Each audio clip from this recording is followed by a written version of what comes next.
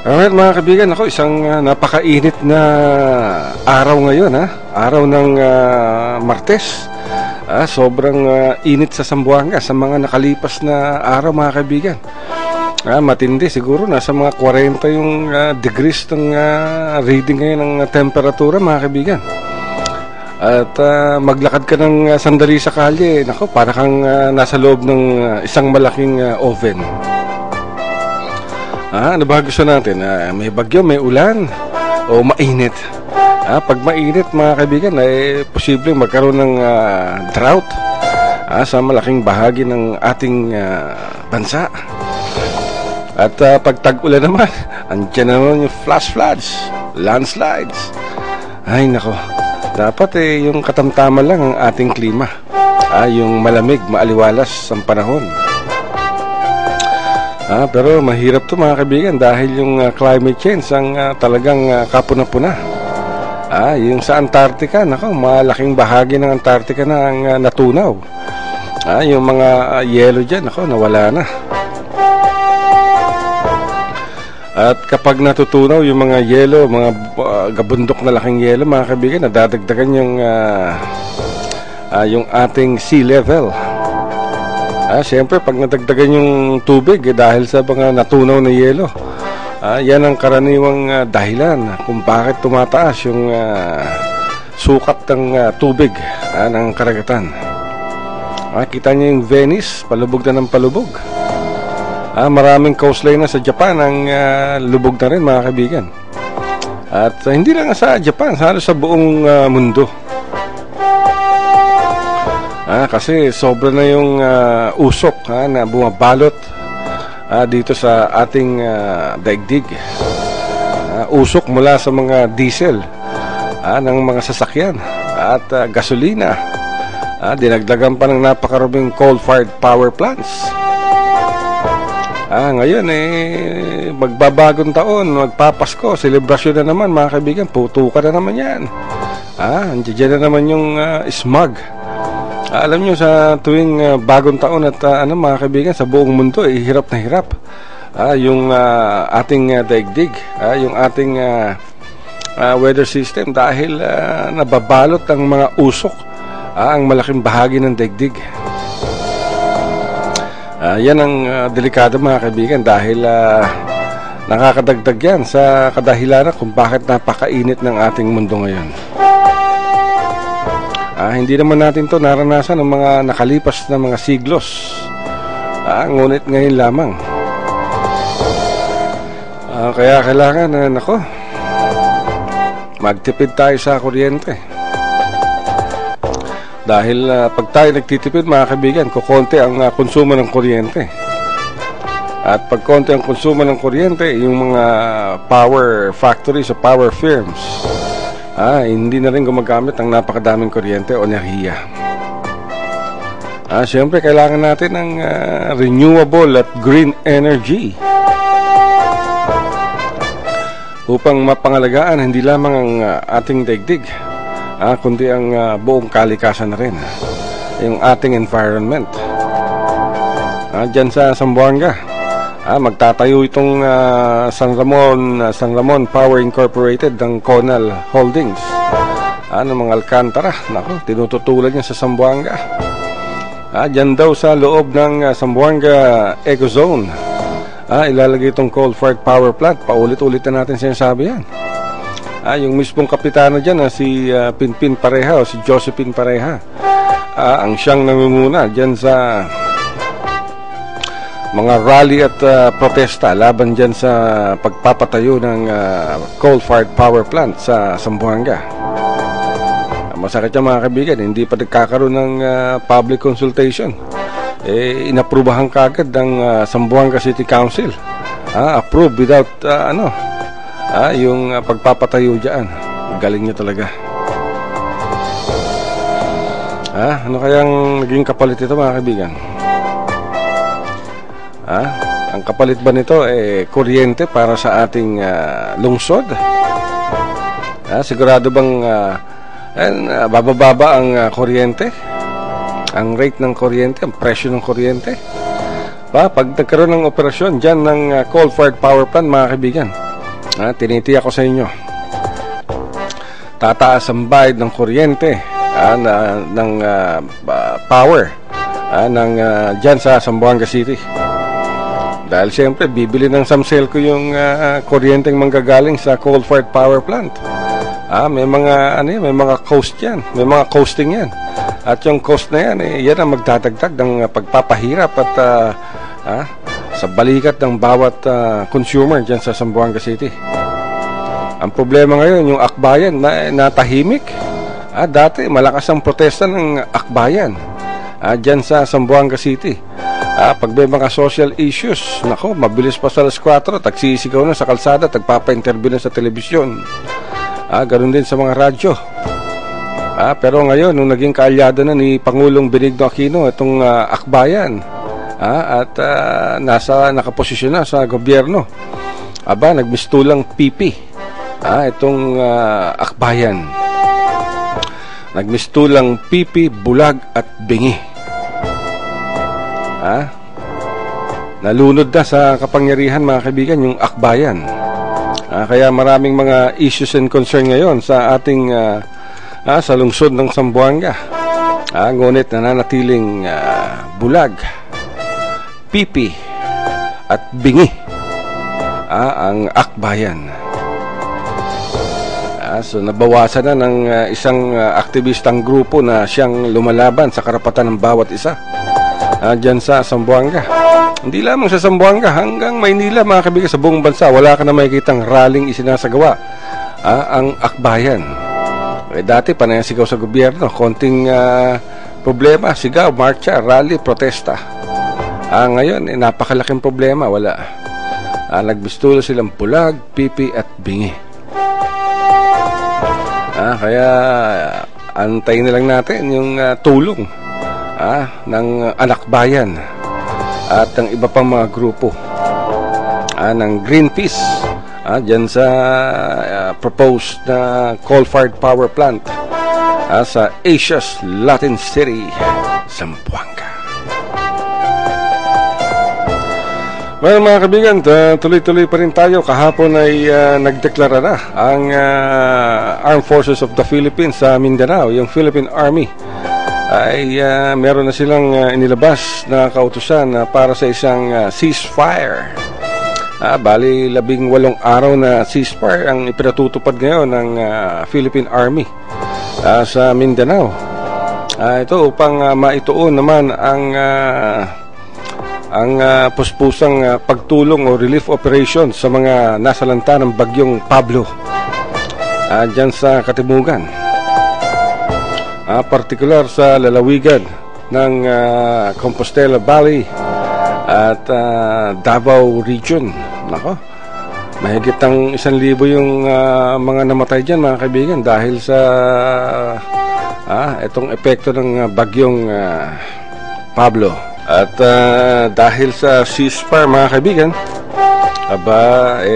mabibigyan na ng atensyon ng husto yung mga sundalo nang walang pag-agam-agam na sila ay ma-ambush o mapapatay ng mga rebelding New People's Army. Pero ang magtatapos itong ceasefire, mga kaibigan, ng militar sa Enero 3 sa susunod na buwan. At kung matatandaan, mga kaibigan, unang nagdeklara ng unilateral ceasefire ang Communist Party of the Philippines at ang National Democratic Front of the Philippines. Ganun din ng kanilang armed wing, itong New People's Army. Nagsimula ang ceasefire ng NPA sa bansa, particular sa Mindanao, ay noong Disyembre 5 pa. Samantalang ang militar ay kamakalawalang nag-take effect yung kanilang suspension of military operations.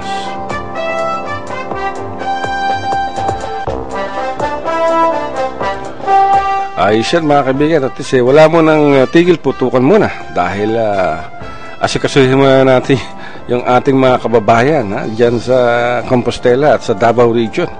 Dahil hanggang ngayon, mga kaibigan, Hirap na hirap ang mga tao dyan. Nung kahapon nakabili ako ng bigas. Galing pa sa galing pa 7 tonner mga kaibigan, galing pa sa Banay-Banay, sa Davao Oriental. Yung Banay-Banay na yan ngayon wala na. Yan ang isa sa mga matinding nasalanta ng bagyo. Kaya nung nakita ko yung bigas na may pangalang galing sa Banay-Banay, Davao Oriental, nalungkot ako mga kaibigan. Dahil naalala ko yung ating mga kababayan na ngayon ay naghihikahos, naghihirap dahil walang sapat na pagkain at matutulugan. Kawawa naman. Sana mabigyan pa ng hustong atensyon ng Department of Social Welfare and Development itong ating mga kababayan dyan ngayon sa Compostela at sa Davao Oriental. Although marami ng tulong, pero syempre yung muling pagbangon mga kaibigan, yun ang mahirap. Dahil karamihan sa kanila wala ng bahay. Nakatira ngayon sa mga tents at sa mga refugee camps.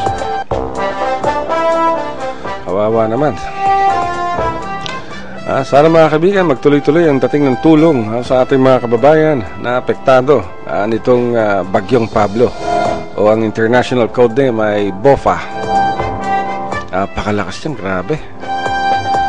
Alam nyo mga kaibigan, mas matindi yung hangin ng Bagyong Pablo. Kita nyo, mga larawan sa internet. Yung isang buong plantasyon ng saging, wasak, bali.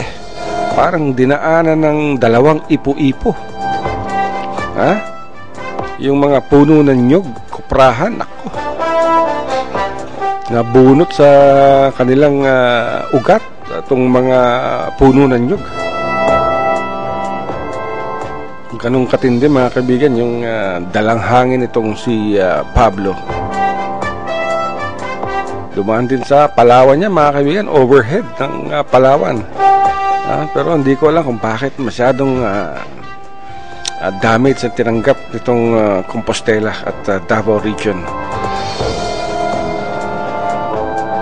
Pero sa ating tuloy-tuloy na balita mga kaibigan, naipasa na rin sa sa third reading yung Reproductive Health Bill o Reproductive Parenthood Bill. Ay pumasa to sa third and final reading sa Kongreso at sa Senado. At tuwan-tuwa ang malaking bahagi, malaking porsyon ng ating bansa, ng mga Pilipino, dahil talaga makakapagbigay ito mga kaibigan ng magandang pagpaplano sa ating pamilya. At natuwa rin ng Malacanang. Alam nyo mga kaibigan, itong Reproductive Health Bill ay isang pinalawig na family planning lamang ito. Na nagbibigay ng karapatan sa mga mag-asawa, lalo na sa mga babae, kung ano ang dapat niyang iplano sa kanyang kinabukasan ng kanyang mga anak at ng pamilya. Pwede siyang gumamit ng mga pilduras o mga contraceptive kung ayaw niyang mabuntis.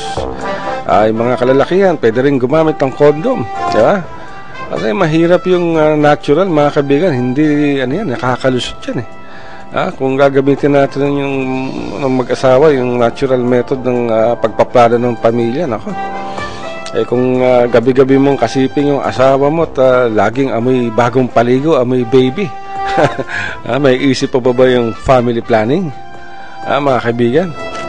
Kaya maraming pamilya sa ating bansa ang maraming anak. Kaya dapat talaga magplano tayo ng pamilya, dahil kung hindi tayo magpaplano ng pamilya, paano natin masusuportahan ang kinabukasan, yung edukasyon ng ating mga anak.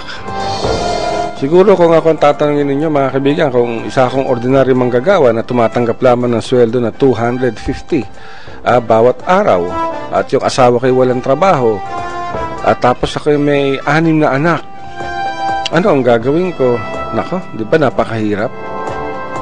So, kailangan natin sa mga mag-asawa o mag-aasawa pa lang, maganda na yung magplano kagad ng pamilya. Pwede na siguro yung 2 anak. The most is 3 o 4. Kasi mahirap i-raise ang malaking pamilya, mga kaibigan. Usually, umaasa tayo sa ating mga magulang. Yung ating mga magulang, may kanya-kanya rin mga responsibilidad dyan, mga kaibigan. Once na malaki na tayo, nag-asawa na tayo, hindi na tayo dapat umaasa sa ating mga magulang. Dahil meron tayong sariling pamilya, meron tayong sariling buhay. So kailangan magsikap tayo. Kaya marami nag-abroad ng mga kababayan natin dahil sa bansa, sa Pilipinas, walang mangyayari. Isang kahig, isang tuka lamang tayo dito. Dahil walang sapat na hanap buhay ang gobyerno na may bibigay sa bawat Pilipino. Yung mga iba naman ay nagninegosyo, sari-sari store, barbecue, pero napakaliit ang kita niya, mga kaibigan.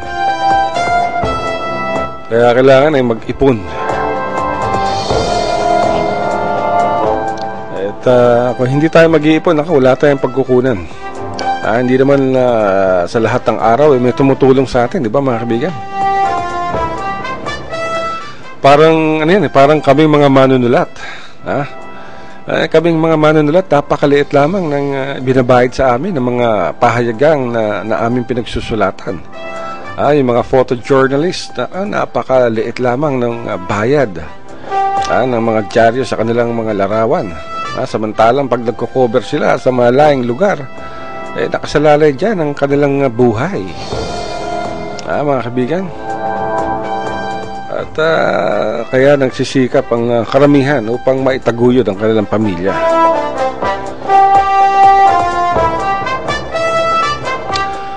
Pero mga kaibigan, malipat muna tayo. Hanggang ngayon, maraming reklamo pa rin ang tinatanggap itong smart communications. Dahil hanggang ngayon, bagsak pa rin ang smart bro sa Zamboanga. Kahapon, kagabi, dalumbalik na yung serbisyo ng PLDT DSL. Kaya't nabawasan ng konti yung init ng ulo ng mga mahilig mag-Facebook. Diba, Joanna Wee? Diba, Greg Leaño? Hindi na monitor yung mga drawing ng mga kasamahan niyang magaling sa IT. Hindi makatingin ng mga chismis sa Facebook. Alam niyo, sa dinabi-nabi ng mga members ng Facebook, yung Facebook community, sabi na social media. Pinaganda lamang yan. Hindi social media yan sa English, social media. Pero sa bansa, sa Pilipinas, sa mga Pilipino, ang tawag ko dyan chismis page. Dahil ang gagawin mo naman dyan, babasahin mo yung mga pinopost ng mga ibang Facebook friends mo tungkol sa kanilang buhay, tungkol sa kanilang kapitbahay, tungkol sa kanilang aso, tungkol sa kanilang kung ano-ano. Diba, chismis ang tawag dyan. Although ngayon, pag finorward mo naman yan, nag-react ka, chismisang blues na yun. Yan ang hilig ng mga Pinoy. Chismis. Pero malaking tulong ang Facebook, mga kaibigan, dahil dyan ipapabatid ng lahat ang kanilang nais ipabatid sa cyberspace. Pero maraming pag-aabuso dyan, mga kaibigan. Kaya kailangan maging responsable tayo sa paggamit ng social media.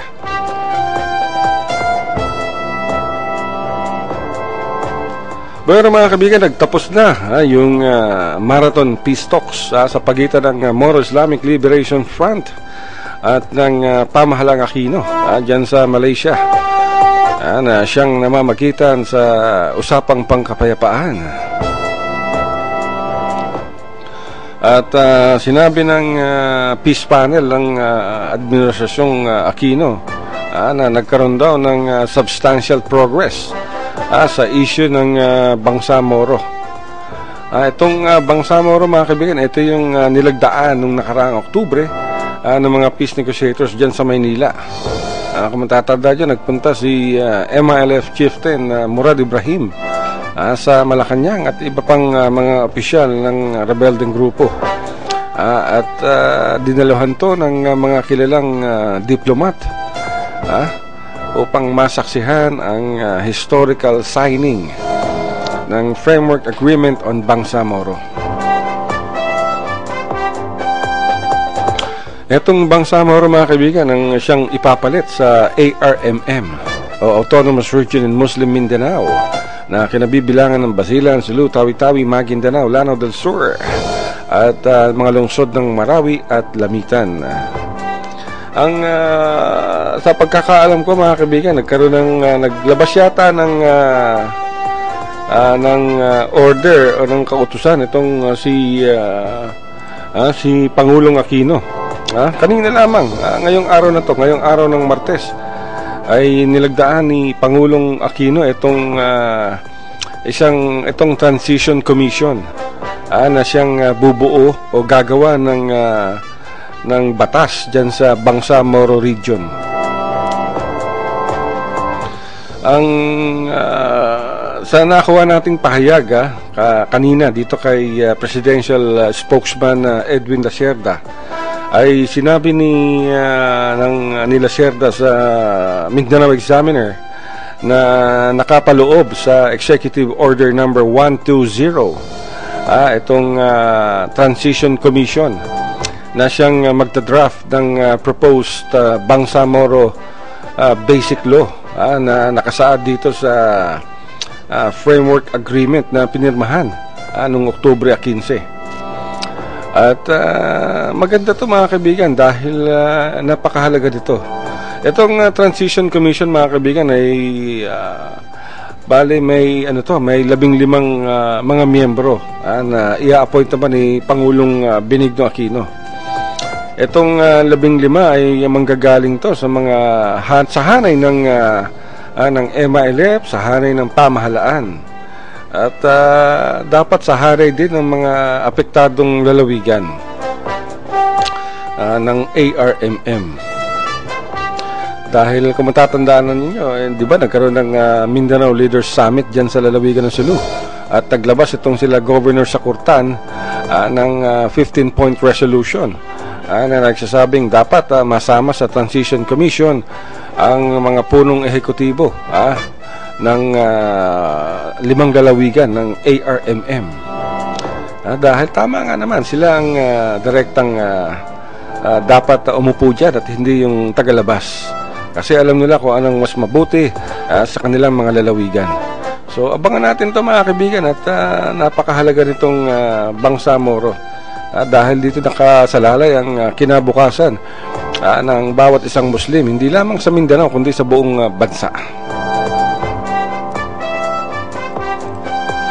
Pero mga kaibigan at nakaupo na, nag-retire na, tuluyan na nagretiro itong si PNP Chief Nicanor Bartolome at mismong yung kanyang deputy na si Alan Purisima mga kaibigan ang siyang ipinalit ni Pangulong Benigno Aquino kay Nicanor Bartolome. At okay naman mga kaibigan, tignan natin kung paano magiging takbo nitong si PNP Director General Alan Purisima. Tubong mga kaibigan, tubong Ilocano adjajay at atalitrato mon. At binati na nga mga kaibigan kaninang umaga. Binati na ni San Juan Congressman J.V. Ejercito Estrada si Alan Purisima. At natutuwa naman itong si Representative J.B. Ejercito Estrada sa pagkakaluklok dito kay Alan Purisima. At sa pahayag na ibinigay nitong si J.B. Ejercito sa atin ay sinabi niyang basahin natin ito mga kaibigan, maganda to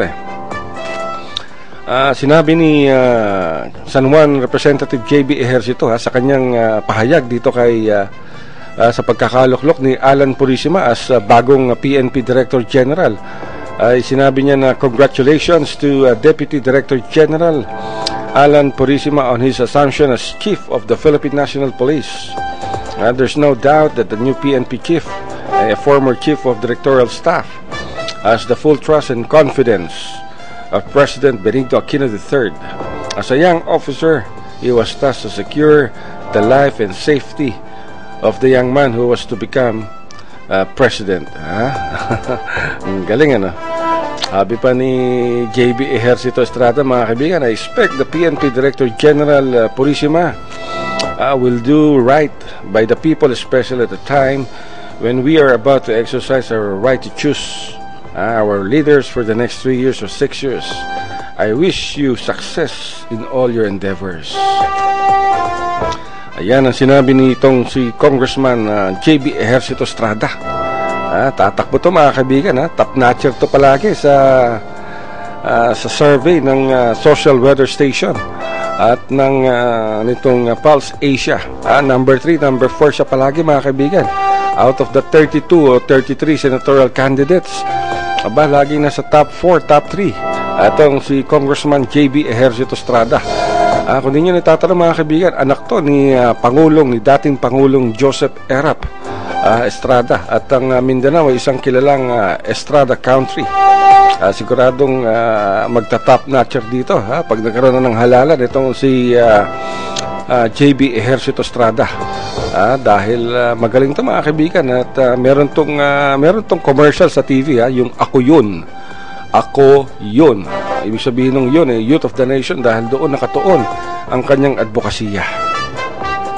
Magaling ito mga kaibigan, so dapat suportahan natin itong magagaling, katulad itong si Congressman JP Ejercito Estrada sa kanyang panibagong misyon sa pagiging senador sa darating na halalan. Pero mga kaibigan, wala tayong oras na naman. Samahan naman tingin ng aking technical director. Pasalamatan muna natin lahat ng mga supporters, advertisers ng Mindanao Examiner Teleradyo. At yung magaling na si Sulu Governor Sakurtan, si Papang, wag natin kalimutan. Dahil kay Governor Tan, napakaganda ng lalawigan niya mga kaibigan. Suportahan natin si Governor Sakurtan sa kanyang napakagandang at pambihirang gawain na mapaganda lalo ang lalawigan ng Sulu na ngayon ay tagtad sa napakadaming proyekto ng lalawigan. Kudos kay Governor Sakurtan at sa kanyang anak na si Toto Tan mga kaibigan, si Junior. Si Toto Tan ay isang sportsman, civic leader. Siya ang tatakbong gobernador sa susunod na halalan dyan sa lalawigan ng Sulu. Magaling to mga kaibigan, katulad ng kanyang ama, si Governor Sakurtan. Napakagaling nitong si Toto Tan. Makamasa, parang si Erap din, parang si Congressman JB Ejercito Estrada. Pero nagpapasalamat tayo sa ating mga supporters, sa ating mga readers at sa ating mga advertisers, sponsors at mga partners dito sa Mindanao Examiner Teleradyo. Meron itong teleradyo mga kaibigan ay napapakinggan ng live every 10 o'clock in the morning sa MindanaoExaminer.com at sa livestream.com/Mindanao Examiner. At napapakinggan din ito sa Mindanao Examiner Television Channel 54 sa Zamboanga City at sa Mindanao Examiner Television Channel 63 sa Kismet Cable at Pagadian City Cable. Diyan naman sa Zamboanga del Sur, of course sa Basilan. At kung gusto nyong magpalagay ng mga television ads ay maaari nyo kaming tawagan at makikita nyo ang aming numero sa ilalim ng inyong television screen o sa 062-992-5480. At siyempre, bukod sa telebisyon at sa Mindanao Examiner Teleradyo, yung website natin mga kaibigan, yung MindanaoExaminer.com, umaabot yan ng 2 million hits every month. Ibig sabihin niya mga kaibigan, 2 milyon ang tumingin, nagbasa ng balita, tumingin ng litrato, nanood ng video sa website ng MindanaoExaminer.com. 2 million hits nung nakaraang Agosto mga kaibigan. At siyempre yung ating weekly regional newspaper, yung Mindanao Examiner newspaper mga kaibigan, isang weekly regional newspaper to na nagsisirculate sa malaking bahagi ng Mindanao. At siyempre yung ating Mindanao Daily Newspaper naman mga kaibigan, araw-araw. At ang ating Business Week Mindanao sa lahat ng inyong publication, whether sa telebisyon, sa ating mga pahayagan, ang Mindanao Examiner Weekly, ang Mindanao Daily Newspaper at ang Business Week Mindanao. Pag kailangan yung advertisements, publications, lahat ng uri ng publications sa dyaryo, maaari kayong tumawag sa 062-992-5480. sa lahat ng inyong advertisements. At siyempre nagpapasalamat kami uli sa inyong lahat, sa mga nagbabasa, bumibisita sa amin araw-araw, nakikinig sa Mindanao Examiner Teleradyo, at ang ating mga sponsors, partners. Maraming salamat po sa inyong lahat sa patuloy ninyong suporta sa Mindanao Examiner. Pero mga kaibigan, wala na talaga tayong oras. Sagad na tayo sa ngalan ng aming direktor, si Greg Lianya, sa lahat ng buong buo ng Mindanao Examiner. Ito pong muli inyong abang lingkod, Alasinto pa lamang, nagsasabing bye-bye.